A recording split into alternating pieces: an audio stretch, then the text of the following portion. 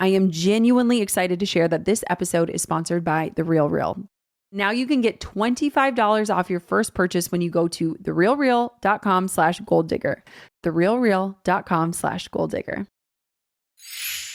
Thank you to Cozy for sponsoring the Gold Digger podcast. Transform your living space today with Cozy. Visit cozy.com, spelled COZEY.com, the home of possibilities made easy. One of the hardest parts about that one-to-one business is the feeling of like you always need to be out there to get new clients versus having like a super high retention. And so sometimes those group programs can just feed right into the bigger one, which allows you to just have a little bit more security as well as you go throughout the year. I'm Jenna Kutcher, your host of the Gold Digger podcast. I escaped the corporate world at the age of 23 with nothing more than a $300 camera from Craigslist and a dream. Now I'm running a 7-figure online business that feels even better than it looks, all from my house in small town Minnesota with my family. Here, we value time as our currency. We mix the woo and the work, and we are in the pursuit of building businesses that give us the freedom to live lives that we love. I've always loved turning big goals into reality, and I'm here to help you do the same. This isn't just a peek behind the curtain. Come along with me and my guests as we tear the whole curtain down. Every week, we tackle practical, no-fluff marketing strategies and host honest discussions on what works and what doesn't. Join me and my expert guests for actionable insights to help you grow your dream business with confidence. Pull up a seat and get ready to be challenged, inspired, and empowered. This is the Gold Digger podcast. Did you know that there are luxury brands out there? Maybe you're wondering, well, what does it take to scale a luxury brand? And how do I not lose the exclusivity and the personalization that could make it special? If you've ever wondered or pondered about growing a high-end business while maintaining its premium feel, well, this is the episode for you. Today, I'm sitting down with one of our Gold Digger podcast listeners, Elizabeth Solaru, founder of Luxury Business Emporium and author of The Luxpreneur. Elizabeth's journey is nothing short of extraordinary. She went from being a scientist to a headhunter to an award-winning luxury cake artist serving royalty. Now, she's a sought-after business strategist helping entrepreneurs build high-ticket brands that exude excellence. But here's the challenge. Scaling a luxury business comes with a unique set of hurdles. Elizabeth has successfully built a high-ticket coaching brand, but as demand grows, she's facing the question so many entrepreneurs struggle with. How do you expand without diluting the experience that makes your brand stand out?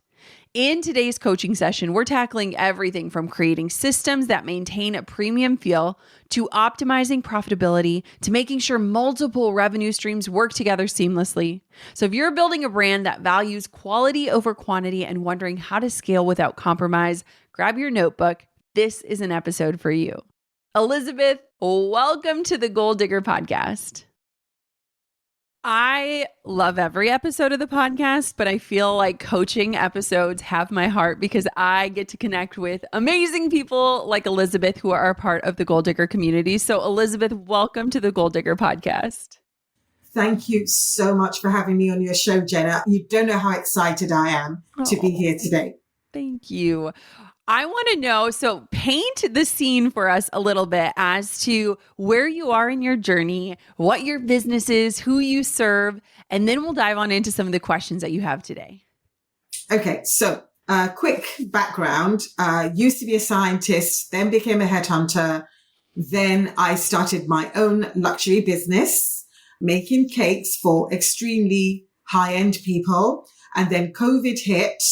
And that made me pivot into something that a lot of people usually come to me for, which was coaching. So a lot of people would ask me, how do I find high-end clients? How can I get rich people to buy from me? And I was given lots of talks about that on many platforms, but I never monetized. So around COVID, we all joined Clubhouse. I joined Clubhouse. I then realized that I had a lot to say on the subject.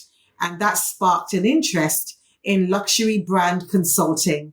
So that's what I've been doing for the last few years. I help people get clients who are ultra high net worth to buy from them. And then last year, I put all my knowledge in a book called The Luxpreneur, and that seems to be doing really, really well.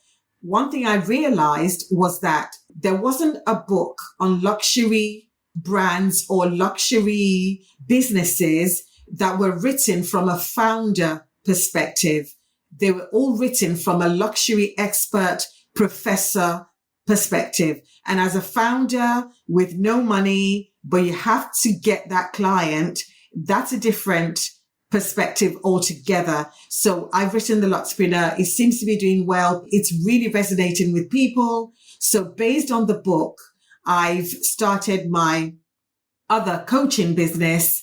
And at the moment, I'm doing one-to-one coaching, but not everyone can afford me for one-to-one coaching. So that's why, in a way, being on this podcast is really timely for me. So that's about me in a nutshell. Oh, that was a beautiful explanation. And oh my gosh, when you said the words Clubhouse, I I was thinking about that the other day. I couldn't even remember the name of it, but I was like, what a time to be alive when all these people would gather in rooms and you would be in these spaces with some of the greatest entrepreneurs and leaders in the world. And they were just riffing and sharing. It was a really beautiful space. So I love that you had that experience. So you prepared a few questions. Let's kick off with your first question. And I always tell all of my coaching people, as well as my listeners, take what serves you and leave the rest behind. And it is okay to tell me no. So let's dive on in and we'll see where we end up. So my first question is, I've built a solid luxury brand and I've published my book, The Luxpreneur, but I'm struggling to scale beyond my personal capacity. So how can I create systems that maintain the premium experience, but it allows me to reach more people? Yes. Okay. So first, this is such a common challenge. And I think any entrepreneur that is in any sort of one-to-one or more service-based business, I think you really quickly start to see where you're capped, not only with your capacity, but also with your income, right? I experienced this as a wedding photographer. I remember the first year I hit six figures. I had shot 30 weddings. I was so exhausted, right? I was like, Yeah. I can't keep, like, this is not sustainable. And also, this might not be my definition of success. And so, one thing that's really even more delicate about the space you're in, which is luxury is all about scarcity. It's about personal touch and it's about this like white glove treatment. So not only are you capped in terms of like the energetic spend that you have with clients, but you're also capped with some interesting other indicators that other entrepreneurs might not really notice. So one thing I want to ask you, so I'm going to turn this back to you, is just what are the feelings that you want every client to have, no matter what tier of level that they're working with you, whether they're buying your book for, 20, $30, or they're working with you one-on-one? What is that feeling that you want them to have? Oh, that's a fantastic question. I want them to feel heard. I want them to feel understood and listened to because I've been in their shoes before. I also want them to feel that whatever it is they're trying to do in getting into the luxury market, that it's definitely possible. I want them to feel like if I can do it, they can do it too. So those are some of the feelings I want them to feel. Okay, I love that because one thing I think can often happen, and even just knowing that's the lens you're looking through, is a lot of times what we focus on is like building systems around processes, right? So we're just kind of looking at like point A, B, C, D. We need to create a system.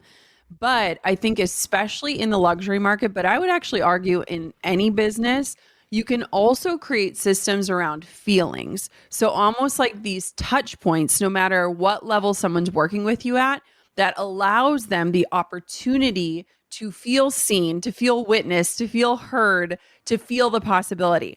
So some of the things that I was thinking about, because I actually did homework on this to prepare for our call, was considering designing almost a signature welcome experience that can be systemized, but it doesn't eliminate that feeling of like being bespoke, right? Like, what is that welcome experience? And again, when I look at your business, we have a few different tiers, and maybe even after this call that expands or shrinks, however we look at it.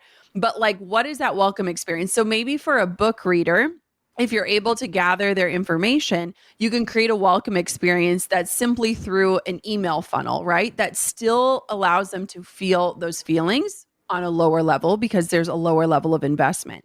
And then with the, high tier clients, we create a welcome experience that is that more white glove experience, but it is systemized and still helps kind of get those feelings out.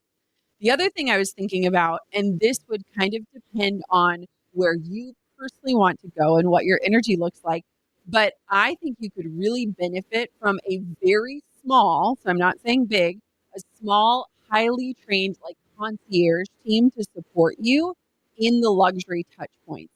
And one thing that I found is a really big barrier, and I had this personally as a wedding photographer, is that we start to believe the belief that people only want us. And it's a beautiful belief, right? But I think that if we unpack it, it also can stem from our ego. And when we work above our capacity, we're likely not giving the experience we want to in the Yeah. first place, right? And Yeah. so I remember one of my best friends, she's one of my copywriters, she's incredible. And I remember when she was like going through motherhood and she's like, I need to be the one that writes every single word for my clients. They only want me. And I was like, guess what? If somebody on your team wrote those words and I knew that they followed your system and you did the final sign off on them, I am A-okay. I just want that level of service. And so that would be the second idea.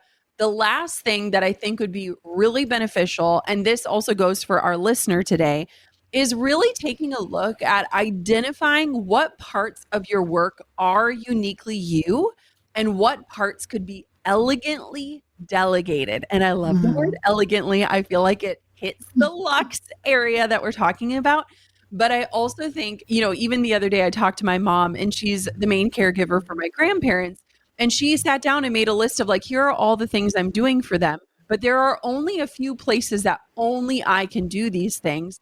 And I think Yeah. as women, we take on so much that we're missing opportunities to really serve at the level that only we can in the spaces that we desire to. And so those were the three things.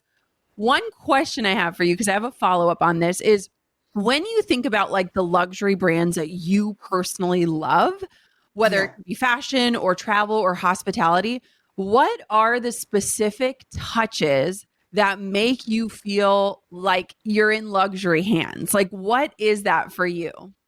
Oh, that's a great one. I think for me, so I'm thinking of hospitality now. Yeah. I think I'm thinking of the kind of welcome I get in a hotel because I do love afternoon tea. So I tend to go to nice hotels for afternoon tea. And it's more the welcome. It's more the whoever's been assigned to your table, regardless of personality or quirk, Yeah. because different waiters have different personalities.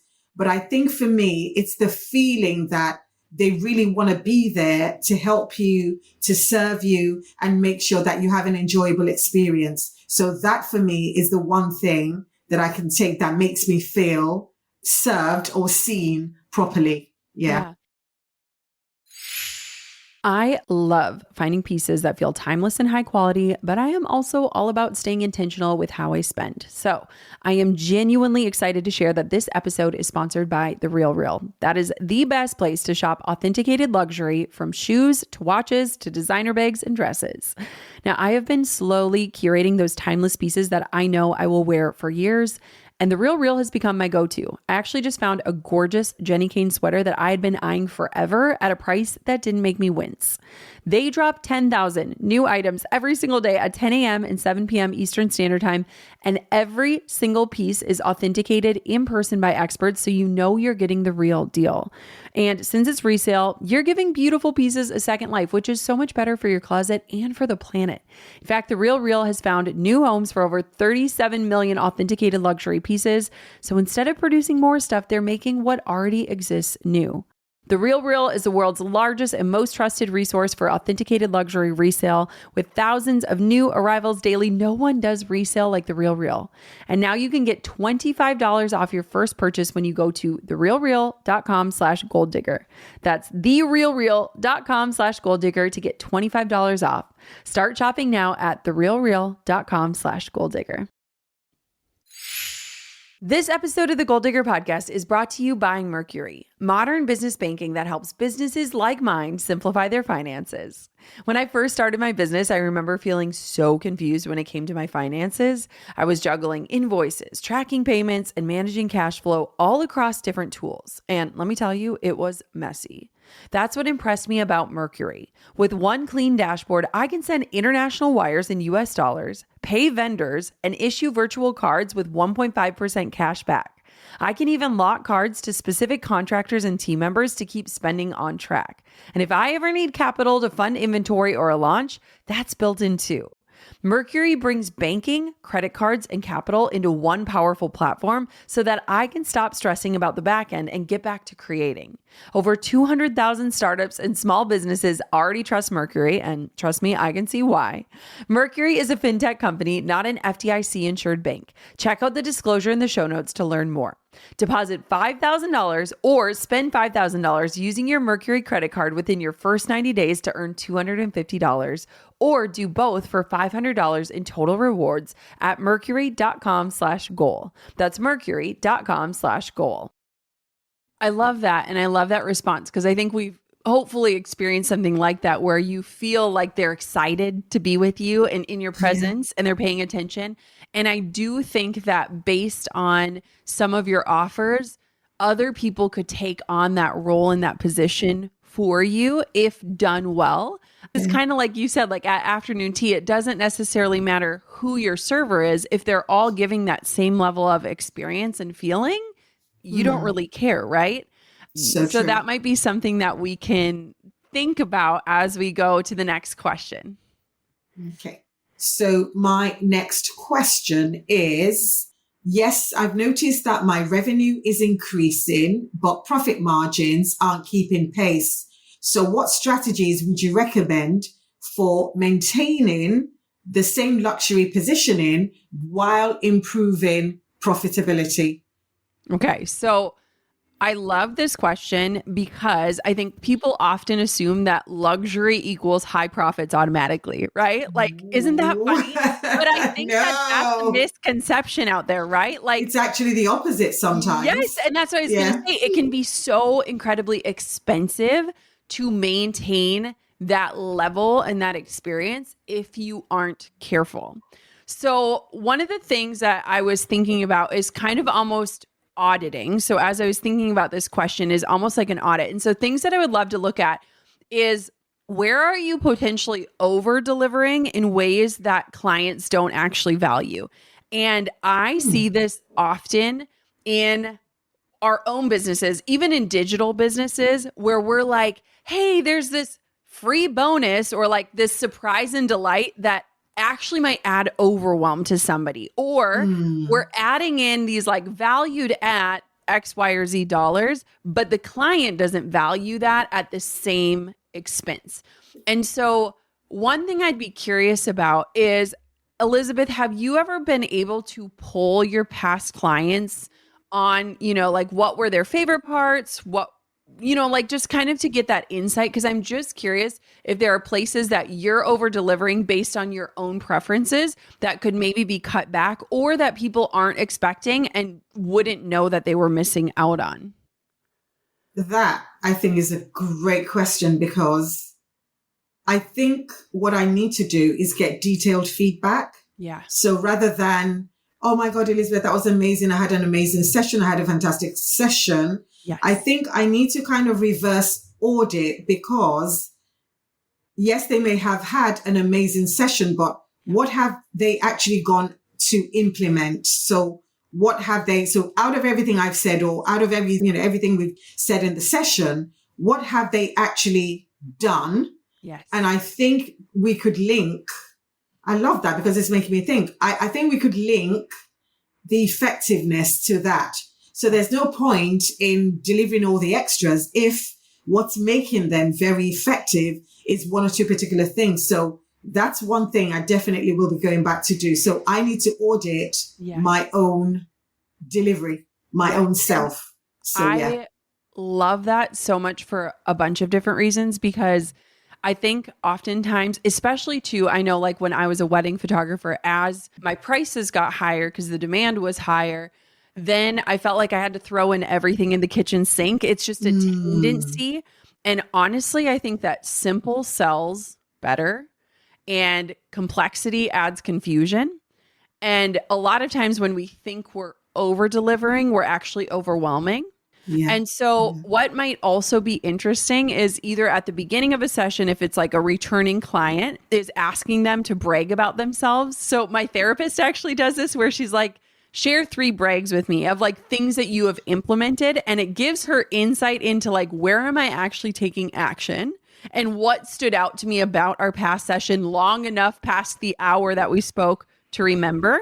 And then maybe at the end too, you could ask them like, what are 2 actions you're going to take based on this conversation? Because what they're finding valuable might be different than what you were perceiving as value. And it doesn't mean that anything's wrong. It just might help you go deeper on those pieces and just simplify. Another thing that I'm curious about, or that would be worth auditing, is a lot of times there are hidden costs within our processes that we don't necessarily see. It's almost like this kind of hidden underneath the surface of like, if we're taking face value of what someone's paying and what we're making, it often doesn't necessarily equal the same because there's so much cost to doing business. And so there might be hidden costs within your process that you could eliminate that doesn't affect the client experience. And so, one thing Drew and my husband and I laugh at all the time is like, we'll partner with companies and they'll send us like a box of their swag, like their t-shirts, their mugs, their hats. And it's like, the last thing I need is more swag. Like I More don't, mugs, yeah. yes, I don't want any more coffee mugs. I just brought a bunch to our local soup kitchen and it was funny, like looking at all these different mugs. And so while the company thinks they're adding value, what they're really doing is adding clutter to my life. And it's by no fault. I think some people absolutely love that stuff. I'm just not one of those people. And so it just might be a place too where you're like, oh, people might not value this, or do they even want it? And could I maybe skip this step? And then the final thing that I was thinking about for you is because the one-to-one is impossible to scale without scaling your capacity. I was thinking about like, if this were me, if I were Elizabeth, would there be an opportunity to create a higher margin digital offer that can complement your luxury one-on-one so that you're serving with different levels without adding a ton of work? And so it almost be the lower tier. And what I would personally do is use those group sessions to be a great facilitator to pay attention to what your ideal client is thinking. But then once they complete the group session, the people that are the best fit can graduate to the one-on-one to stay on and work with you. So it could also be almost a pre-qualifier to the right level of clients that can also maybe afford your investment. Because the way that I see your business being sustainable, and this could be wrong, but this is based on my own experience, is as the years go on, being able to take on less clients but charge more Yeah. is ultimately the goal. Is that in alignment kind of? Oh, absolutely. Absolutely. I mean, you've hit the nail on the head. And I think that's a very good thing, looking at that sort of not quite mid tier, but at Yeah. least looking at it as another high level funnel Yep. for the one-to-one. I think that works really, really well. I think that could work. It's Yeah. a I think great that could work. pre-qualifier too, because certain people Yeah. aren't necessarily ready to invest at a super high level, or they want Yeah. to make sure that that investment is the right one, It's which the right one for makes them. sense, Yeah. right? Yeah. And so I think too, that's a lower risk, lower emotionally spent opportunity. One of my best friends last year, she had launched 2 different offers. One was a bigger mastermind, which was a higher ticket. They had more in-person events, more one-on-one touch points. And then she did a lower tier version of that where it was less in-person events, less high touch, less one-on-one coaching opportunities. Both were incredibly successful. And now she's seeing people almost graduating from that middle tier up into the And next move up. one. Yeah. And so it also gives you continuity. And I think one of the hardest parts about that one-to-one business is the feeling of like you always need to be out there to get new clients versus Yeah. having like a super high retention. And so sometimes those group programs can just feed right into the bigger one, which allows you to just have a little bit more security as well as you go throughout the year. Because I know it can easily ebb and flow based on how many clients you have and if people That's renew right. or stay on. Okay, so my question would be for you to ponder afterwards is just when you look at your offers, is there one that you feel like you're working the hardest on for the least amount of a return? Because that's usually the one you want to start optimizing is like from an energetic, a time standpoint. Like, is there certain one offer where you're like, I am pushing this so hard, but like when I look at what I'm actually earning, it's not worth it. And that's where I would start optimizing just to focus Hmm. on like efficiencies and things like that. Hmm. I love that. Thank you. Yeah. That's very, very useful. And I can easily think of one offer right now. It's on the website, but I've pulled it Yeah. really, because yeah. So yeah, I Good. love that. Thank you Well, so you're already much. doing Thank that you. then. All right, Thank let's you. go to the next question. Okay. So the next question is, I'm juggling multiple revenue streams. So I've got the speaking, the book, consulting, podcast, but I don't know if I'm diluting my impact. So how can I create more synergy between these offerings while staying true to my core expertise? Okay, so my first question is, do you like doing all of the things? I do. Yeah, that's good. No, no, I no. do. That's good. I love the fact that, for example, the podcast, that is so natural to me because, I had a great time, like you said, on Clubhouse. I Yes. love the consulting because, again, I get to meet different people, etc., etc. And then I loved writing the book because for me, that was, I Yes. don't know, it was something I just felt I had to get out. And with the book, once it's done, it's done. But I find that the book is a very good introduction to the other things that I do for some people. So it's almost like my business card. Yes. So yeah, yeah, Okay. Well, yeah. I love that you love doing them all because I was first going to just say eliminate any of the parts that you don't like, but Elizabeth, you are like all of us in that you're multi-passionate. And I feel like Yeah. a lot of times women shy away from that because we feel like it's confusing, right? Like it's like we're not in the box. It's hard to describe who we are and what we do in one clean sentence because we want to do it all.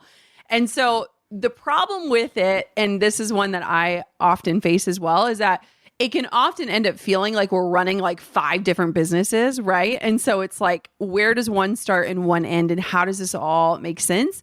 And so one shift that helped me so much was asking, okay, what is the through line in my entire business that connects every offer? Like, what is, if somebody picks up your book or listens to your podcast or hears you speaking or lands on your website, like, what is the through line? And if that can be really clear, you are not diluting the space at all. You're reaching people at different stages of their journey and at different areas where they're able to invest. And so I think there's no fear in that. But I want for us to think about, like, if somebody reads your book or somebody listens to your podcast or they hire you, what is the one belief or transformation they walk away with, no matter what format they're getting you in? Is that something you feel clear on, or is that something you want to like hit the writing board with? I think I'm clear on Yeah. it. I may be clear on it, but I Yeah. think sometimes it's about the potential client. Are they clear on it? But to me, Yeah. it's always been about helping them within the luxury space. So, and that is helping them to get the right clients for them. So that's always been my mission. That's always been clear. With the podcast, I bring on experts who give their own roadmap to how they made it and how they got the right clients for them. Yeah. And with the consulting, the same thing. With the book, the same thing. So I think it's fairly clear to me. Good. Good. And that's where I think too, I agree. I don't think there's any issues in you doing all the things. And I love that. The 2 things I would say is do a potential audit. I feel like we're going to just use audit throughout this whole thing, but I think it's going to prove valuable in making sure that that message is clear, no matter how somebody stumbles upon you. And maybe even coming up with some sort of tagline or through line that you can say, no matter where you're speaking or who you're speaking to. So just making sure that that's really clear. One thing that's helped me is that oftentimes in our own businesses, we see every piece of copy, every Instagram post, every podcast episode. So to us, we're like, of course it's clear. But I like to assume that somebody knows nothing about me. And so then when I read an email through that lens, I'm like, wait. I'm assuming they know what I'm talking about when I say this or when I reference this story. And so how do we make that abundantly clear? The second thing that I would just say is that it would be really interesting to see if Pareto's principle is playing in your business at all, where 80% of your results are coming from 20% of your efforts. Because I did a whole podcast about this, but I think that this principle, if entrepreneurs can hone it in, whether it's through their offers or their marketing strategies or their time, we often are missing the trends that are showing us like, I need to actually just go deeper on this part of it. And so I have no problem with being multi-passionate. I think it makes our lives so much more interesting, but there might just be one area of your business that requires more time and attention because it leads to greater results. And so if you know that confidently, then you can maybe kind of separate your time in a way that reflects that in a better way. One of my favorite things about summer is spending time at the lake, and we are in the process of refurnishing our lake house slowly but surely. And I have been obsessed with Cozy lately. You know, when you first find a brand and you think, okay, they totally get me. For me, that's Cozy. Their pieces are beautiful, but more than that, they're practical. And as someone who juggles business and motherhood and maybe moving the couch for the third time this month, which Drew can confirm, I need furniture that keeps up. Cozy's modular couches have totally caught my eye. They are designed to adapt, whether your living room turns into a dance floor, a playroom, or your office for the day. I love that you can reconfigure them, add pieces as your space changes, and yes, they have washable covers for the win when you've got kids running around. They are all about being modern, adaptable, and worry-free. They truly open up new home possibilities with furniture that adjusts to your life and not the other way around. And let's be real, your home should be your way, reflecting who you are and how you live. Transform your living space today with Cozy. Visit cozy.com, spelled COZEY.com, the home of possibilities made easy. When I created my first course, I had no systems, no team, and I kept wondering if anyone would even care. But if I had waited, I might have given in to the doubt and missed the business that changed everything. What if the only thing standing between you and your dream business is just starting? You don't need a perfect plan. You just need Shopify. Shopify powers 10% of all US e-commerce, from brands like Chamberlain Coffee to Thrive Cosmetics to businesses just getting started. You get beautiful, ready-to-go templates, no code required, and tools to manage everything in one place: payments, inventory, emails, and more. Shopify's AI tools can write product descriptions, clean up photos, even generate discount codes. And with built-in email and social tools, you'll actually reach the people who need what you're selling. Whenever you need help, Shopify's award-winning support team is there 24/7. So what if you didn't wait? Turn those dreams into and give them the best shot at success with Shopify. Sign up for your $1 per month trial and start selling today at shopify.com/goaldigger. Go to shopify.com/goaldigger. Shopify.com/goaldigger. Living 6 hours away from Drew's family means that we often opt to meet in the middle and get Airbnbs for our get-togethers. We've stayed in some pretty unforgettable places, like a house with an indoor pool, which was so fun for the Midwest, one where I discovered Drew's dad is a pool shark, and even a place with a hot tub that the kids refuse to leave. We've even celebrated holidays in these cozy homes away from home. And it got me thinking, if you've got a few trips on the calendar too, and your home's going to be empty, you should be hosting. With Airbnb's co-host network, you can have a local co-host take care of everything. They can manage guest messages, check-ins, and all the details for you. It's not about turning your home into a business. It's about making it work for you on the days that you're not in it. So if travel's on your calendar, this is your sign to start hosting. Your space could be creating memories for someone else while you're off making your own. Find a co-host today at airbnb.com/host. I love that. That's, again, I talk about that with my clients as well, the 80-20 rule. So yeah, I think I definitely need to. And I think I kind of did, because there was one that I was spending a lot of time on, but it wasn't really anything. But now, yeah, you're absolutely right. It's about having that balance and Yeah. checking to make sure that my because 80% of my clients, I'm suddenly thinking, oh my God, my 80% have come from X, Yes. whereas I've been putting effort on Y. So yeah, that's one thing I definitely need to think about. Amazing. Thank you. All right, next question. Okay. So my next question for you is, I've built significant authority in the luxury business space. And in fact, yesterday, I was named one of the top speakers on luxury in the world. Oh my gosh. However, when it comes to raising my prices further, I still have a bit of hesitancy. So what mindset shifts or practical steps would you recommend for me to overcome this ceiling? Yeah. Okay. First off, a massive congratulations. That's incredible. I'm so excited for you. Thank And you. I often feel like, too, as entrepreneurs, we don't often get awards or recognized. And so when we get them, we need to take it in and like actually pause. Like what that really means is massive and beautiful. I think this question is so juicy because I think luxury pricing is such a mental game, right? Because in the luxury space, price is a part of the positioning, right? You probably teach this. Absolutely.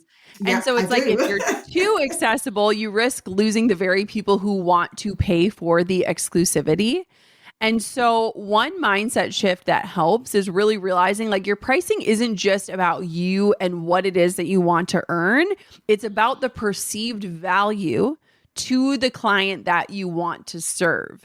And so, sometimes the act of raising your rates increases demand because it signals rarity and prestige, which True. again, you teach for all the markets you're in, but it can be harder for yourself. I just this last week, I was negotiating this offer and someone had sent in this like partnership offer and it was like way lower than what I usually charge. And so I responded back and was like super kind and gracious and was just like, all right, here's what my rates are, but also here's the value you get. Like, here's what comes with this. And so when we figure out how to communicate that with confidence, I think oftentimes the perceived value does go up because the actual value is increasing than what the person might have actually thought at the beginning.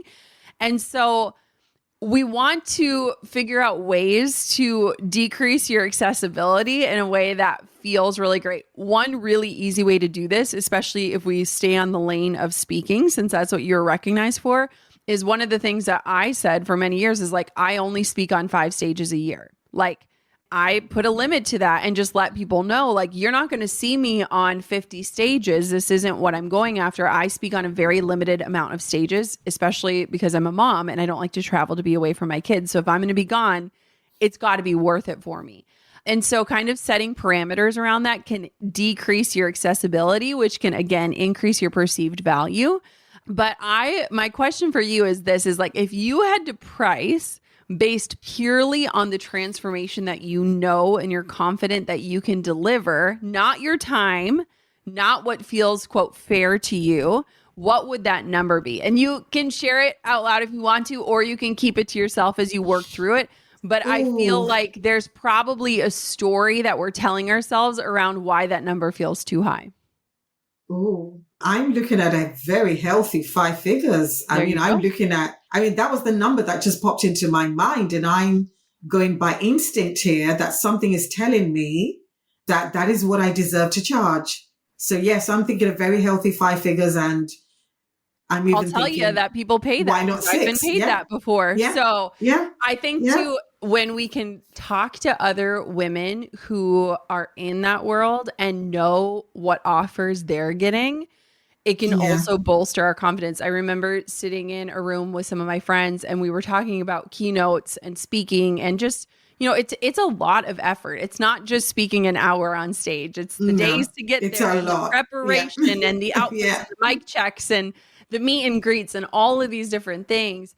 And even just hearing some of their numbers, it like pushed me to be like, oh my gosh, I'm not charging enough. And so when you see that there are opportunities out there that are willing to pay that, it will naturally decrease your accessibility to other opportunities. And I also feel like it gets you in front of the other clients that are also able to pay that. So it's almost like once you get into that league, you can easily stay in that league and stay in that realm, but it's just staying firm to get there in the first place. Thank you. That's mind blowing. That's mind blowing. I That's want you to a write that shift. number down and put it on a post-it note on your computer. Yeah, a shift has occurred in my. I'm thinking, oh my god. Yeah. Something happened. Thank you. That Yeah. was yeah. I love that.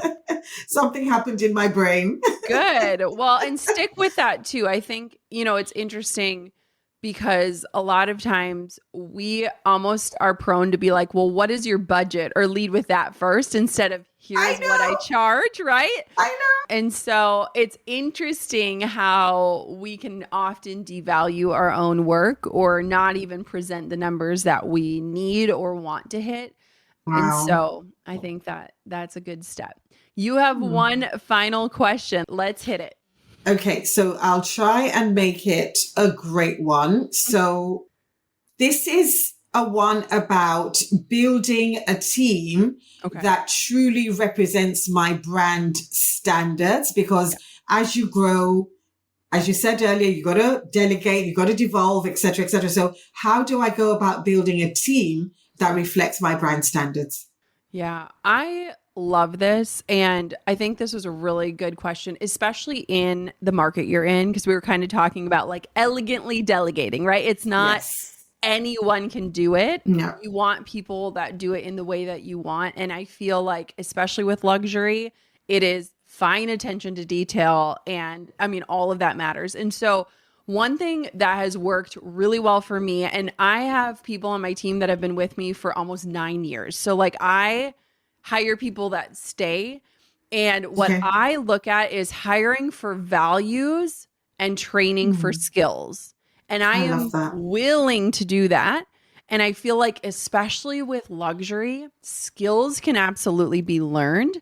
But if you don't Absolutely. have like the attitude and the intuition and the natural tendency towards the delivery that you're desiring, like I think that would be harder to train. I feel like anyone out there that cares can learn how to follow like your SOPs or your different systems, but you want to make sure that those values are in alignment and just like the understanding of like what a customer means to you, what a client means to you and the brand and the business, and how you want their experience to unfold. So I would say like you want to look intuitively, and I think your hiring is going to be way more intuitive than Yeah. different companies who might just be looking for the skills. Like they just need a button, a seat, and somebody on their laptop. And so I think that you've got to really tap into your intuition around, okay, do they get the vibe?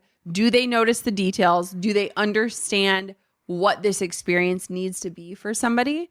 And so I wrote down 3 questions that I would ask for hiring that will be for you. So I would ask, have they experienced luxury themselves? So not have they Yes. delivered a luxury experience, but have they experienced it themselves? And can they articulate what in that experience made it feel special?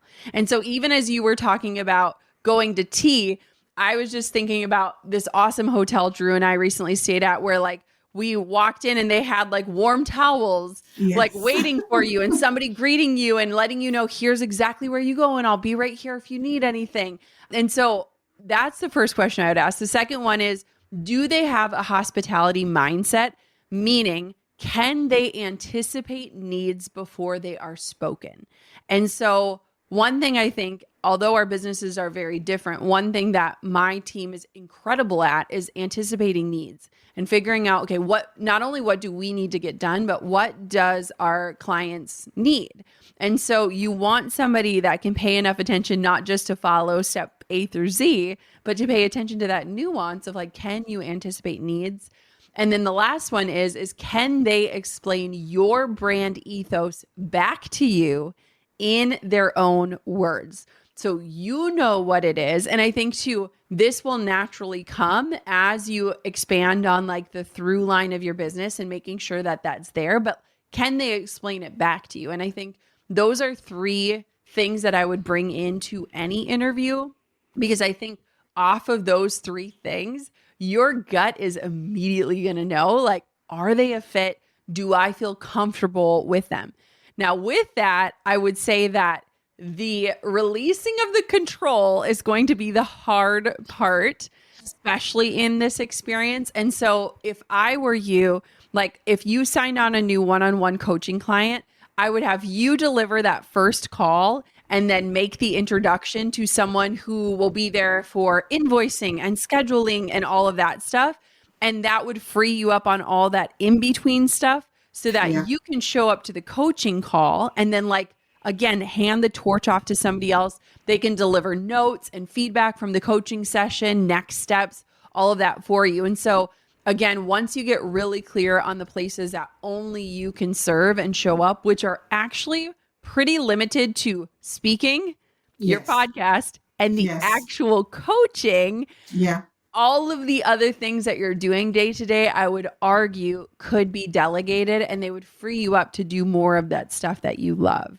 So Absolutely. how does that feel when it comes to hiring? Like, does that stress you Oof. out? Does it feel good? No, it feels great actually. And I think what you've done is absolutely clarify the basis on which to hire as opposed to just asking technical questions.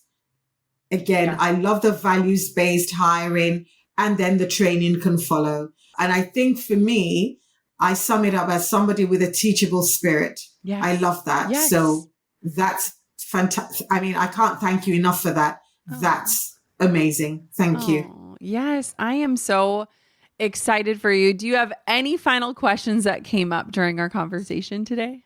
No, but I just want to say, when you tapped me for this opportunity, I couldn't believe it. Number one, this is so much value. I think it's probably one of the best days that I've had so far this year. It's just incredible because this is so unexpected and the value alone, I know how much I would have had to pay for this. So I'm just so grateful and very thankful to you for taking the time to offer me this coaching. I just want to say thank you so much. Thank you for being a part of my community. And when I saw your thoughtfulness and your questions and where you are at in your business, it just absolutely excited me. And I feel like it's so beautiful to connect. Like I feel better off in connecting with you. Where can everybody find you and follow you? I know there are listeners that are like, wait, what is this world and how do I get into it?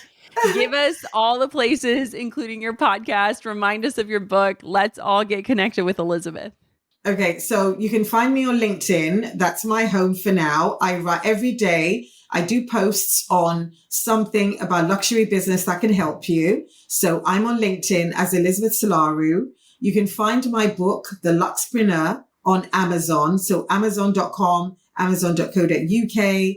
And another platform that I kind of got into recently is TikTok for some weird reason. But I find that if I speak about Meghan Markle as an example of a luxury brand and a luxury business, that tends to connect more with the audience. So I've been doing that recently, explaining luxury principles using her and her newly launched brand as an example. So again, I try to make what I do very practical so people can apply that straight away to their own luxury business.